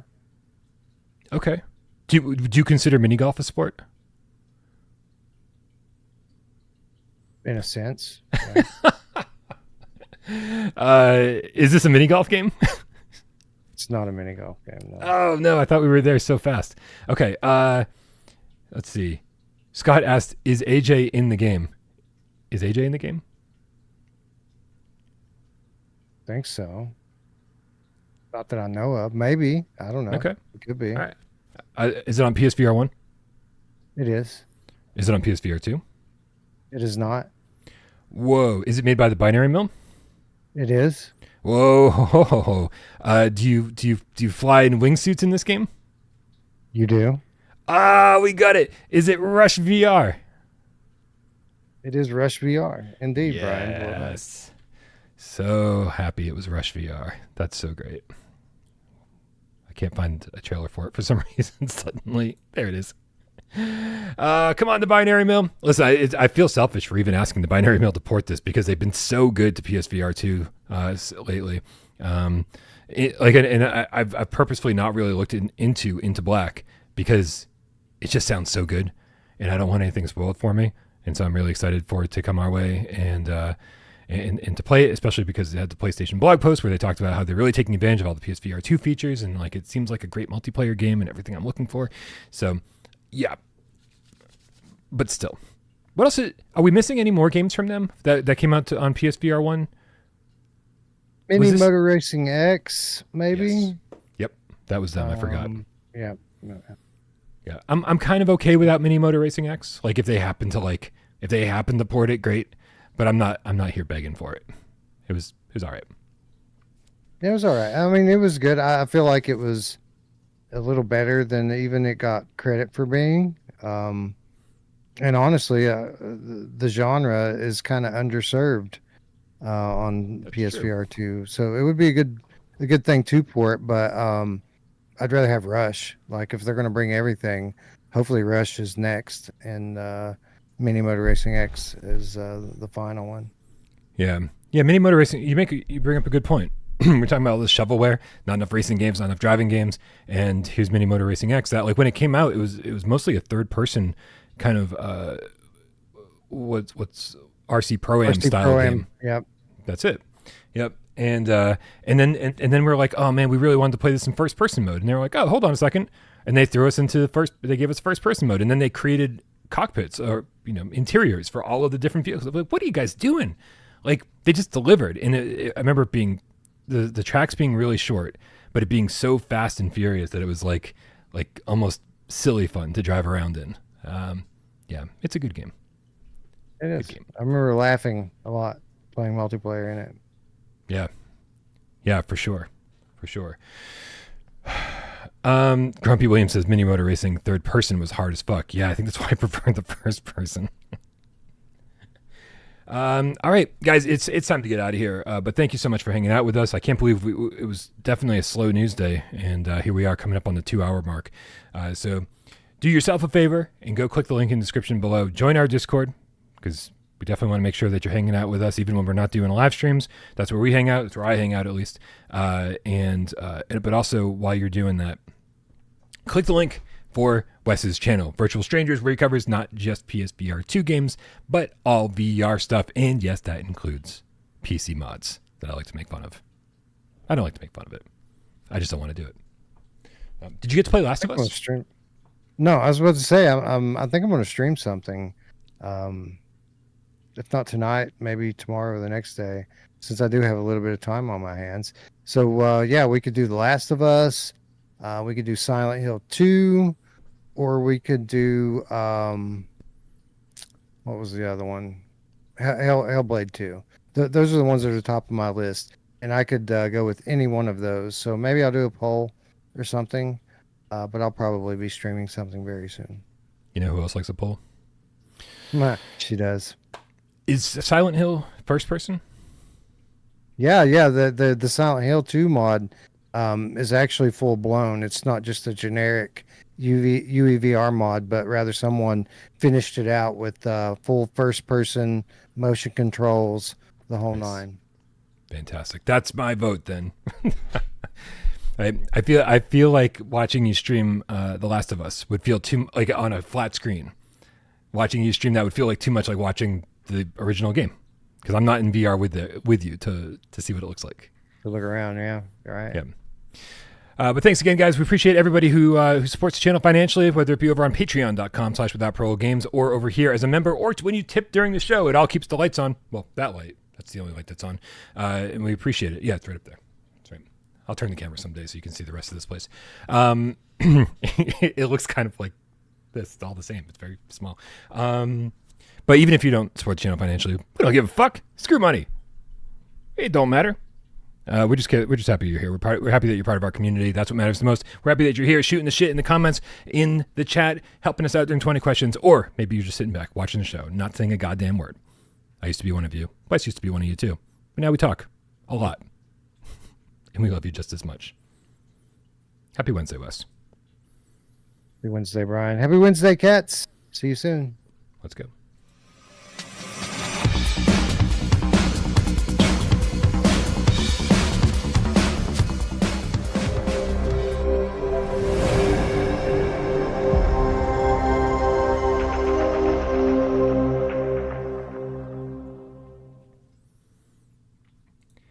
Whoa, we're going to tip at the last second. We got Comic Book Guy with the 5 quid. Says, it's 1 a.m. here in the UK.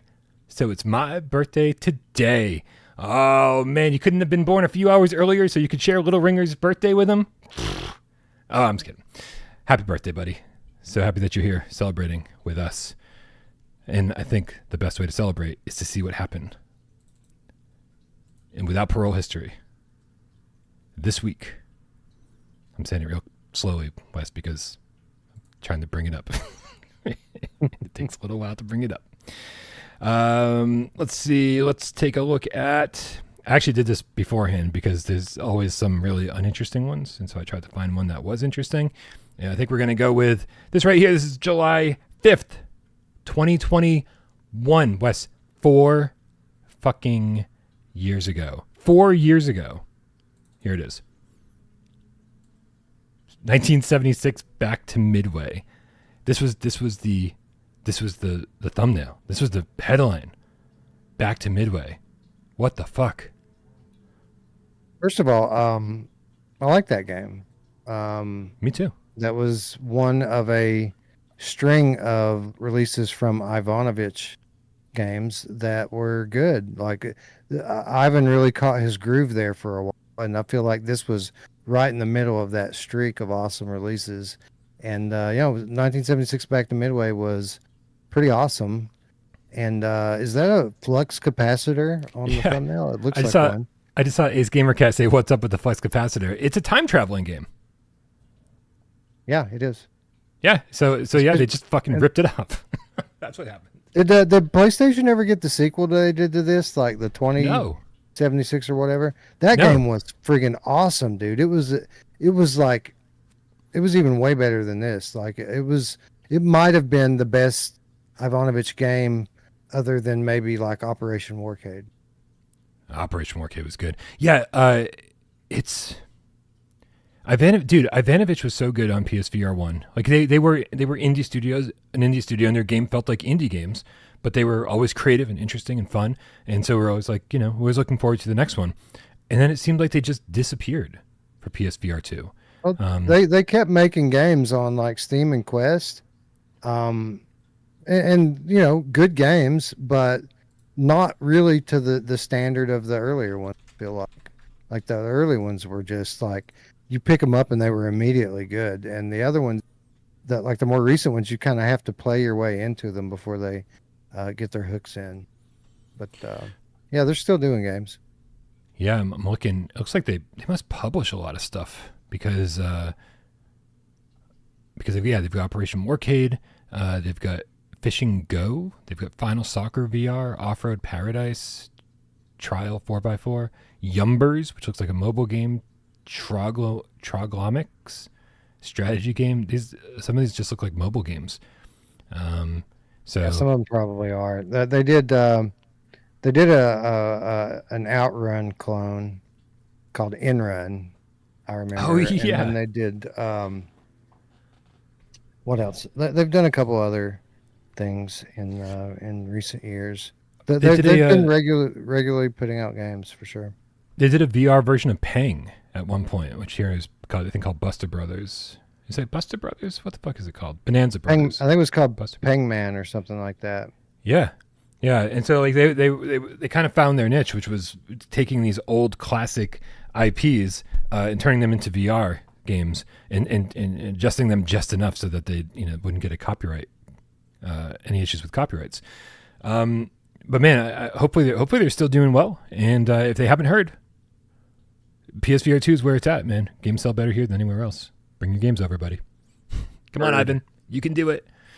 Also, the secondary headline was our plans for Sniper Elite VR. I don't have any idea what our plans for Sniper Elite VR was, other than to play it and then talk about it. So hopefully we did that. Yeah, we did. Nice. All right, you guys. Have a great night. We love you all.